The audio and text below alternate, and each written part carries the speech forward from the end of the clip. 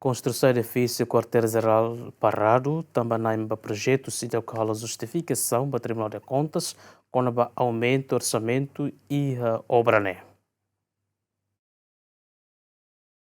E a fulan outubro tinha de rua Ronulo Resten Lima, governo halo lançamento do projeto construção edifício quartel-geral Fon Peniteli, no companhia nebe responsabiliza a construção, né? Halo quedas serviço, mas be da né construção parado, tamba Tribunal de Contas será que sai visto ba obra né. Ba construção no edifício quartel-geral nebe parado, ma comandante de administração Peniteli comissário assistente Arquimino Ramos Sateten, na imba projeto né, empresa tem que halo justificação ba Tribunal de Contas, no net Tribunal belefo visto, tamba e aumento orçamento por cento Ronulo, no contrato empresa nebe mate ona e atina rihunrua Ronulo resengida. Hoste Tribunal das Contas sedang kasai emissão, né? Então também sedang que visto, sedang que visto, né? Processo né agora lá e a café e tinha planeamento pentelenian serviço na fatin o técnico será o Ministério Interior nian nomos o se café para justificar, né? A justificação vai a Tribunal das Contas.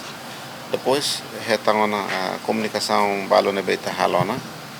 E a semana koto kita comunicação informal balo ita halote ona vai a Tribunal das Contas.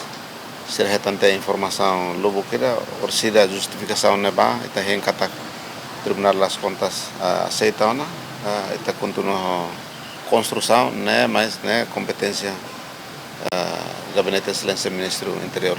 Construção, se em Tribunal das Contas, também a razão rua no Tribunal das Contas questiona, né, ida nebe maka justificação também sai que tem que aumenta 20% se total orçamento para construção quartel-geral e da selo maka contrato para acompanhar né mate até 2021 também precisa a justificação para o tribunal bela aceita. Projeto construção no edifício quartel-geral Peniteline responsabiliza a Companhia Internacional IDA, o montante orçamento milhão sanulu recém no construção né, duração tempo tinanrua. Juliana Maria, GMN.